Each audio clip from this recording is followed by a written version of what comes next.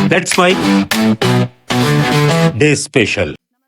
नमस्कार, let's mic में आपका स्वागत है डे स्पेशल के साथ। मैं राखी जैन।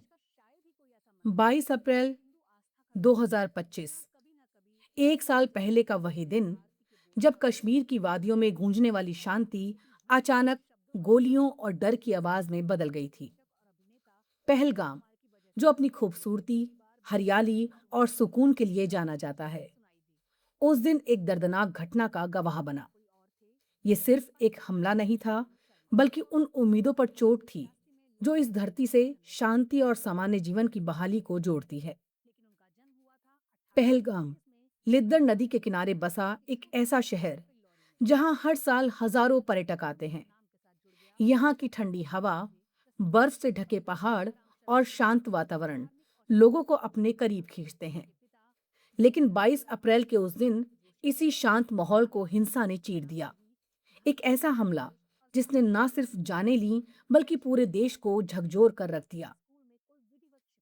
हमले की खबर जैसे ही फैली, पूरे देश में चिंता और आक्रोश की लहर दौड़ गई। टीवी स्क्रीन से लेकर मोबाइल तक हर जगह एक ही सवाल था, आखिर कब तक? कब तक निर्दोष लोग इस तरह हिंसा का शिकार होते रहेंगे?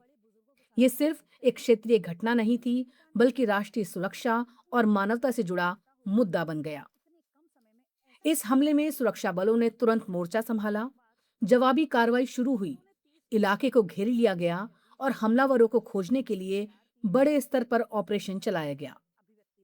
ये सिर्फ एक सैन्य कार्रवाई नहीं थी, बल्कि ये एक संदेश भी था कि देश अपनी सुरक्षा के साथ कोई समझौता नहीं करेगा। लेकिन हर ऐसी घटना के पीछे सिर्फ आंकड़े नहीं होते, बल्कि कहानियां होती हैं। उन परिवारों की कहानियां जिन्होंने अपने प्रियजनों को खो दिया, उन जवानों की कहानियां जो हर दिन अपनी जान जोखिम में डालकर देश की रक्षा करते हैं, और उन आम लोगों की कहानियां जो डर के साए में भी अपने जीवन को सामान्य बनाने की कोशिश करते हैं। कश्मीर का इतिहास हमेशा से जटिल रहा है। यहाँ की सुंदरता जितनी आकर्षक है, उतनी ही संवेदनशील इसकी स्थिति भी रही है। लेकिन पिछले कुछ वर्षों में हालात धीरे धीरे बेहतर हो रहे थे। पर्यटन बढ़ रहा था, स्थानीय लोग नए अवसरों की ओर बढ़ रहे थे और एक नई उम्मीद जन्म ले रही थी। ऐसे में पहलगाम का ये हमला उस उम्मीद पर एक गहरा आघात था। एक साल बाद जब हम इस घटना को याद करते हैं, तो ये सिर्फ शोक का पल नहीं, बल्कि आत्ममंथन का भी समय है। ये समझने का समय है कि शांति कितनी कीमती होती है और उसे बनाए रखने के लिए कितनी कोशिशों की जरूरत होती है।